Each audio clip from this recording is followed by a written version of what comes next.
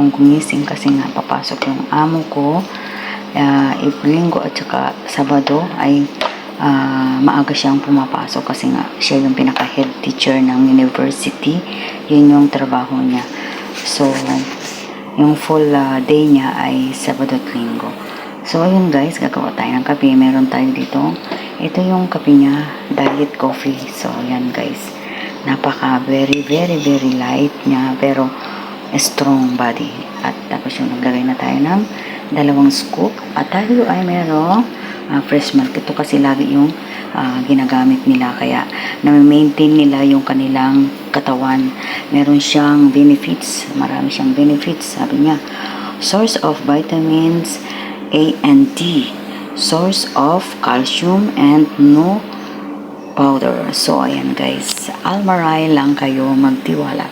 So, ayan guys. Tapos, meron ang sugar nila ay diet sugar din. Kung makikita nyo guys, yan ay para siyang cigarette.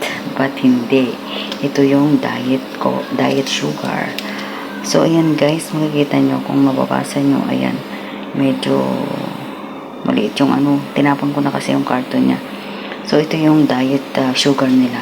Pag naglagay ka ng isa nito, ay talagang ang tamis na isang ganito ng basong malaki.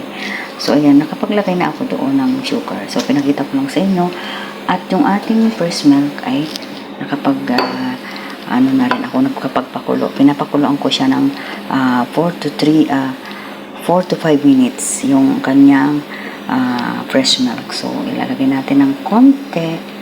Yan, tapo na. So, ito nga yung ginagamit ko madalas. Ito yung ginagamit ko madalas, yung ating hand machine. So, yan. Yun yung coffee natin. Gagawin natin siyang cappuccino in the home. So, ayan guys. Nagaganyanin lang siya natin. At magiging bubbles na siya. So, ganyan lang. Napaka-simple. Pipindutin mo lang doon sa tubo niya. Like that. Tapos, di battery lang yan guys. Napakamura.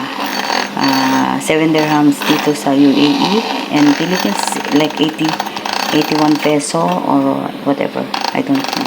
Sa palitan. Depende sa palitan.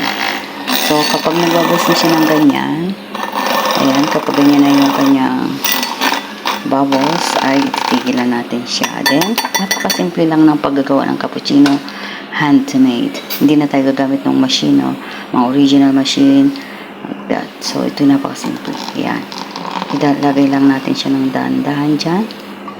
So, ayan guys. Iikot lang natin siya. And then, magtira tayo ng konti. Tapos, ilagay natin. I-machine ulit natin. Kung gusto mo naman, yung pinakang dark niya ay nandun, igaganyan mo lang siya. So, gusto ng amo ko, medyo ikalat yung bubbles niya. Kaya, gaganyan lang natin siya. Konting-konti lang siya. Ganyan. Para lumasa yung ilalim niya. Kasi yung sugar niya at saka yung coffee niya ay pupunta siya sa ibabaw. So, yan guys. Yan. Kung gusto mo na ng bubbles na bubbles, ganyan yung gagawin mo.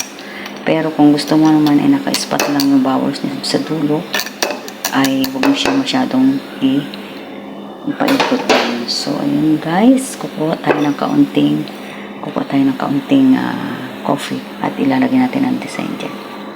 Yan. So, kita nyo? So, ito yung simple coffee natin. Tapos, i-add natin. So, ayun nga guys. Dito upo yung amo ko. Kaya, dito ko siya ilalagay. So, ayan. Wait ko na lang. So, ayun guys. Thank you for watching. Bye-bye.